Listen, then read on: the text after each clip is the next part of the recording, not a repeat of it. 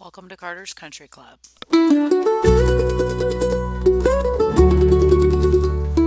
This is episode one, a call to right action, and part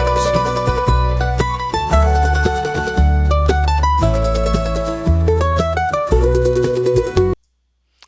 So, if you haven't watched part one, hi.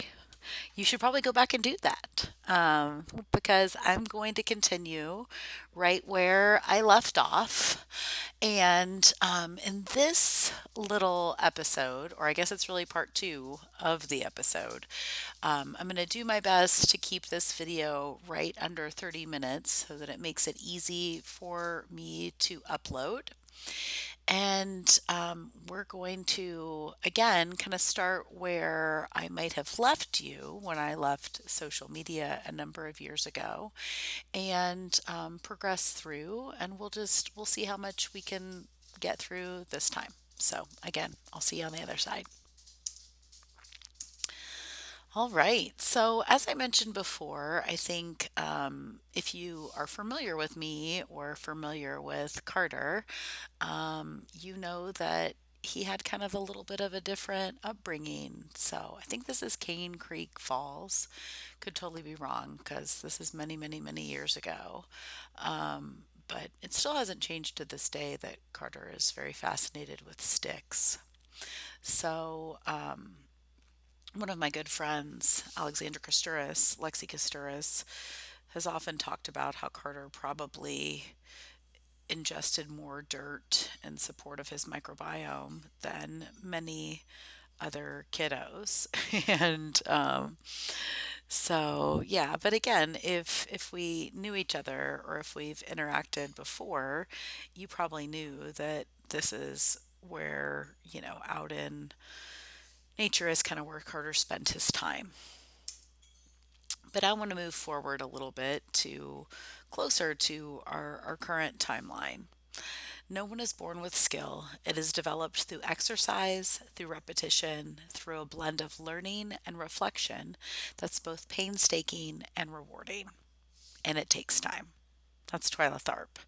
Another good book to read is The Creative Habit. I think that's the title of it. It's been many years. But sometimes when people see Carter today and they see kind of the mover that he is, they think that he has some special gift. And although I do think he's a pretty gifted dude, it really is exactly what Twyla Tharp is talking about here. It's time, and it's time that he has put in, and we have put into him. So this is Carter when I think he was probably right at 6, and this was Carter last summer. He is still a very reluctant swimmer, and but he has spent a lot of time in the pool. This is Carter also at about age 6. His least favorite stroke, backstroke, but as you can see, he's got a pretty decent start. He goes a little deep there, but not his favorite. And yet, he still does it. He told me the other day that it's just not really in his nature to quit, which I can kind of see is true. Now, this is his favorite stroke, right? So this is breaststroke. And this is a pretty cool video because he out touches this 10-year-old. And again, I think that Carter was 6, almost 7 at the time. Last Good job, big year, dude. Carter started running, or maybe it was the year before last. So these are just kind of some little local races that he took part in. You can see, he's got a long ways to go as I reference the same beautiful song that I used in the last video. And you can see that he's not naturally gifted there as he just gets beat by every other little dude in the field. But he's put in the time and he keeps progressing. And he has not ran this last winter because he really chose to focus on ballet and on dance. But I'm a big fan of learning to run. I think that many people think that everything is intuitive and that everything comes to you. And sometimes it does. But I think, most things you need to practice. And this is from the end of cross country season last year. And I wanted to show this video specifically as you see that big boy put his arm out to kind of push Carter out of the way. And again, this is what I really wanted to talk about in this entire first episode. You don't need religion to have morals. If you can't determine right from wrong, then you lack empathy, not religion. Pretty nice anonymous quote. And I think that really leads us into this next conversation about the fact that, as I shared in part one, that it is my experience that we are not raising our children and that most people are very unclear at the difference between right and wrong.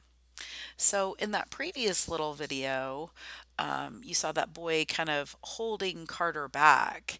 And so he was, initiating violence. And so Carter has the right to defend himself. He didn't choose to, he was just running his race.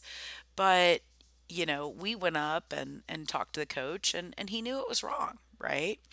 And so, the boy and Carter got to kind of have a conversation, but we don't have the right to initiate harm, but we do have the natural law right to defend ourselves.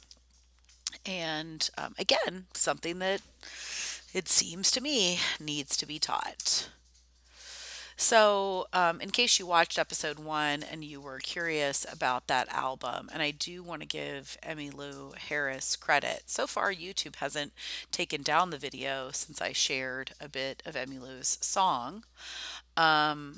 But here are a little bit of those lyrics. And this album was from 1993, and you can read the lyrics here for yourself. I love this whole album, and I wanted to start episode one off with it because it was really where I fell in love with country music. Was that I found this album in my stepdad's collection, and at the time, I had really only been exposed to pop country. Now, not necessarily. I mean, I'm sure my mom and dad had played different things for me over the years, but in my current world in 1993, as an 11-year-old girl, I living in Kentucky, I had really been exposed to pop country. And I like to differentiate between country, which we define as three chords and the truth, versus, pop country that really is equally as oppressive as other forms of pop music, right? Like hip hop versus real, true hip hop that has a message and stuff behind it, not just, promoting Cristal or something stupid and ignorant. This is Carter, and again, if you interacted with us in the past, you have probably seen this image because it used to be in social media, and that is my grandparents' farm, which doesn't exist anymore. I mean, it does exist, but it's somebody else's farm, and that's their barn in the backyard. And as I mentioned, my intention is to create Carter's Country Club. Perhaps country music was a part of MK Ultra Mind Control, but I know country music to be three chords and the truth. This often quoted phrase coined by Harlan Howard in the 1950s, which he used to describe country music. Now, maybe he was a bad man. I'm not sure. But my goal is that I'm raising a good man. And I do think that it's important to use those terms where we can get really ambiguous in, the current narrative in that there isn't right and wrong, but that's incorrect. That is solipsism. It is not that we can decide what is right or wrong. There are objective truths. And while I am not classically educated, I am learning. As I mentioned earlier, I have a ways to go. I have a ways to go. Although music is one of my main teachers, I did my best to include much more than that in this presentation. And as I said, as I kind of envision and intend for Carter's Country Club, I really feel that that classical education is where we get to go. And I do feel, as I mentioned earlier, in kind of the current world of the arts, I feel like the liberal arts have kind of been stolen and co-opted as well. Why, right? Maybe when you hear the term liberal arts, you think of politics and you think of the left. And that was never the intention in a liberal arts education, for it to be political, at least in my understanding. This is about making the right choice. And I call us the first generation off the farm, since, like I said, you know, my family farm is gone, and both my father and my stepfather, supported the families in getting rid of those. If you'd like to hear a little bit more of my backstory, you can see the link right here. You can screenshot this image, or you can go to this link, and you might be able to click on it. I think I've made it where you can, but I don't know if that shows up here. You can hear a little bit of my backstory, which when I was on a podcast last September, and I kind of dig into what I call the first generation off the farm. And for those of you that love animals, this is Quartz. And if you know Quartz, he is still alive. Quartz is 13 years old. He might bark or interact. Ruby is no longer with us, as far as I know. I like to envision in my mind that she found a home. But I think that's probably not really what happened to her. But again, that's not the purpose of this. But Quartz has raised a second cat, and that's the little orange tabby that's sitting in Carter's lap. We think that we probably should have named him Aslan because we love the Chronicles of Narnia, but his name is Simba because Carter had listened to The Lion King and felt that we should name him Simba. So, yes, Quartz is still here and raising his second cat. As I mentioned earlier, this is my little family, and this is an image from a couple of years ago. And I can hear Carter in my mind. He recorded some audio over these same slides, and he talks about how he's a little grumpy because he just woke up from a nap. But I wanted to include this quote because I think it's really appropriate. I mentioned in episode one, part one, that I believe that all war is immoral. But I do believe that we're at war. And so I do believe that we have the right to defend ourselves. And as I mentioned, the entire, purpose of all of this is to make a difference for our children. And my intention is to visualize and create this space that I call Carter's Country Club, that I envision in Carter's life will be a physical space. And so that's why I wanted to share this quote from Sun Tzu. Victorious warriors win first and then go to war, while defeated warriors go to war first and then seek to win. I think that right now, and that's also why I chose this image, I've got my sweatshirt on that says freedom is essential. I think the freedom movement is failing. And I don't want to hear from people that, I'm black pilled or whatever because, I'm pessimistic. I spent many years in the kind of hijacked new age movement, really wanting to think that everything was love, light, and joy. And while I still do envision this like utopian place, and I do think it's possible, I think it's really important to sit with the fact right now that we are losing. That if we're standing for what's right and wrong, we're the minority and we're losing, because it's my experience that most people think that Trump and Elon are here to save them. And that's that seems very, very far from the truth. And there are very few people that seem to be talking about that. Everybody seems to be sitting back and just thinking that we're winning. But I think that would be really ignorant for us to think about that. So I made different choices in life. They did not involve staring at a screen. I'm sharing this because it's the right thing to do, not because I want to. And I want to keep coming back to this point because, like I said, I don't want to be here, sitting in front of a screen. I don't want to be doing this. But I've spent most of my life, kind of avoiding doing the hard things, like in this image, I spent most of my life rock climbing and, you know, dancing and teaching movement and, you know, all of the things and not necessarily using my voice.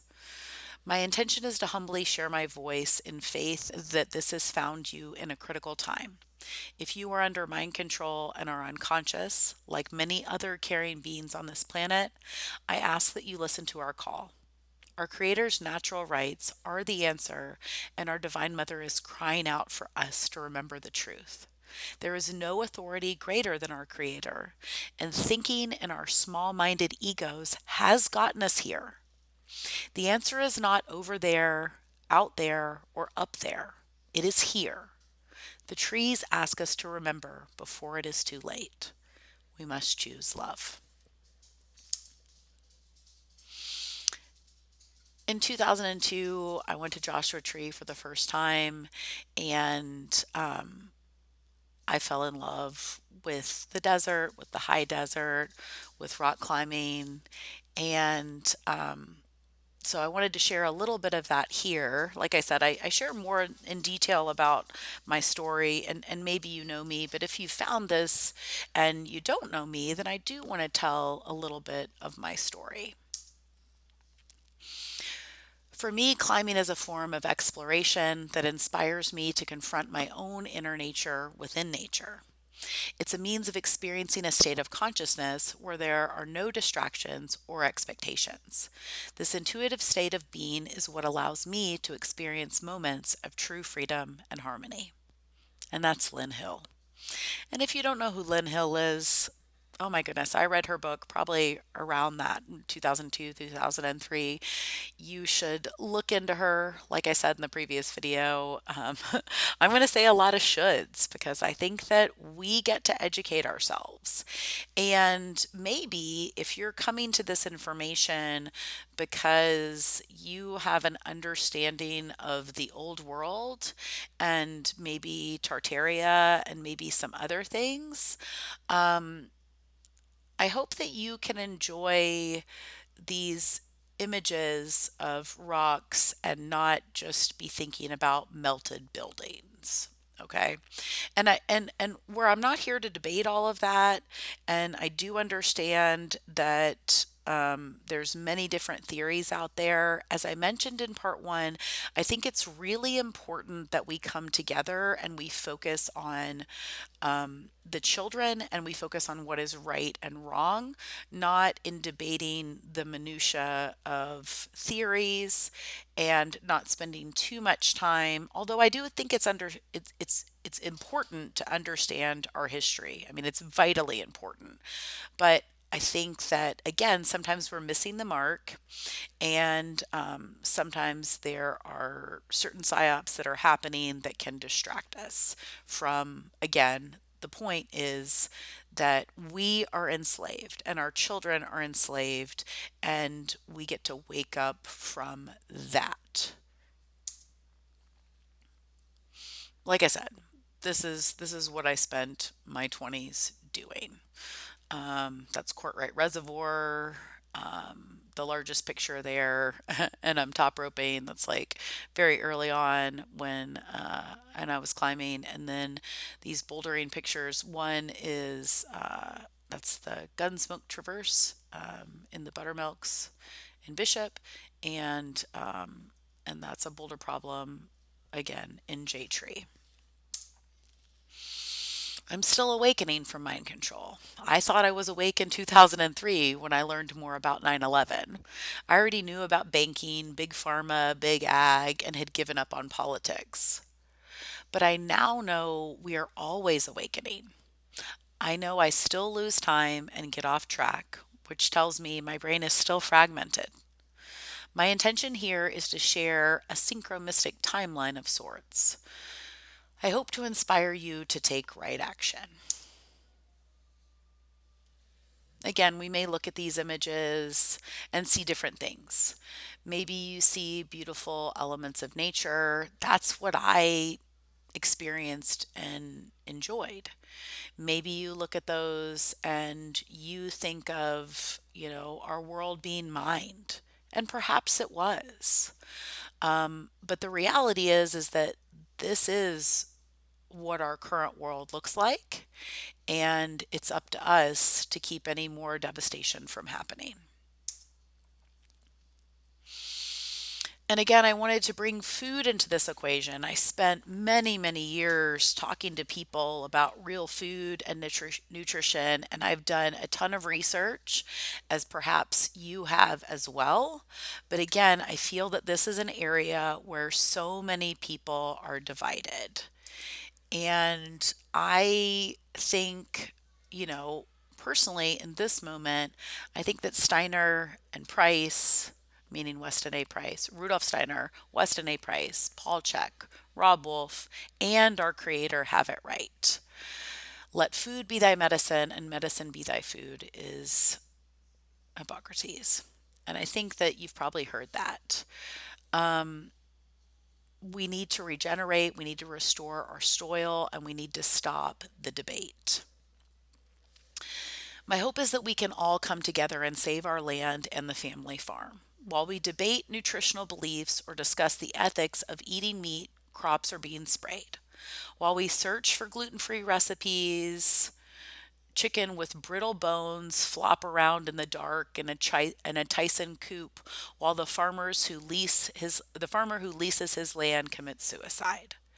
America and much of our developed world is so far from real food, it's scary. The truth is that people are not designed to eat food products made by man. We are designed to thrive on plants and animal foods. There Now, and again, this is where, it's up for debate and I'm open for listening as well. But my great grandmother, and I'm going to pause here, and my alarm is telling me that probably I'm going to have to stop on this slide. Um, but a little side note here: my great grandmother, and I was pretty fortunate to know most of my great grandparents, was equally proud that she was a daughter of the American Revolution, and that she believed and thought that Cherokee blood ran through her veins. Her husband, my great grandfather, that I didn't get a chance to know, to really know, was a Mason. And I don't know a lot about where he was in the lodge system, but what I was taught is that there is a way to be respectful and use all of the animal. And again, we can talk all about this another time. And I understand that there are many people out there that are practicing ahimsa and are meaning nonviolence, and so they're not choosing to consume any animal products at all. And I respect that as well, but I think it's really important that we stop debating this and that we come together. If we are being honest, just removing meat does not make you moral. We must think deeply about all life, right? again, I'm going to stop here from reading my own words, but The Secret Life of Plants is a book to maybe read. So I think that the most important thing is that we are conscious of what we're doing and what we're taking in, and we are doing our best to do the right thing. And there are things that we can agree about that are the right thing, but the most important thing is that we must stop the debate and we must come together to save our planet. This is where I agree to take in truly eclectic sources and keep reading. Food beliefs can be religions too. Please know that plants are conscious too, and it might be respectful of an animal's life to make good use of all its tissue as well as its life force. And so, again, I think this is where I want to kind of end it with part two, because just as I mentioned kind of at the end of part one, let's my joke lately that I tell to my flat earth friends is let's save the debate for whenever you get on the other side of the ice wall. Let's come together and save our children. And I'm going to make that same request of you. Okay. Let's save the debate about paleo, carnivore, vegan, whatever your food belief system is. And let's focus on doing the right thing. And supporting local farmers and supporting eating seasonally. And if you're consuming animal products, know where they're coming from, know how the animal was treated. Please do your best to use the whole animal like indigenous people would have and still do to this day. So as I left you on the other one, thank you for listening. Thank you for being here. There's going to be many parts to this very long episode one so that I can upload it.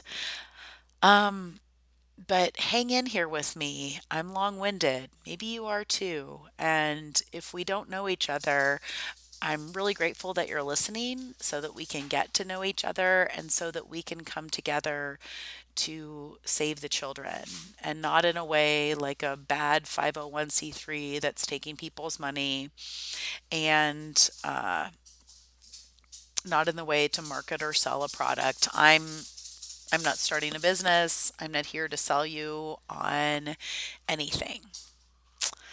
So, yeah, like I said, thanks for listening. Thanks for being here. And I'll see you next time.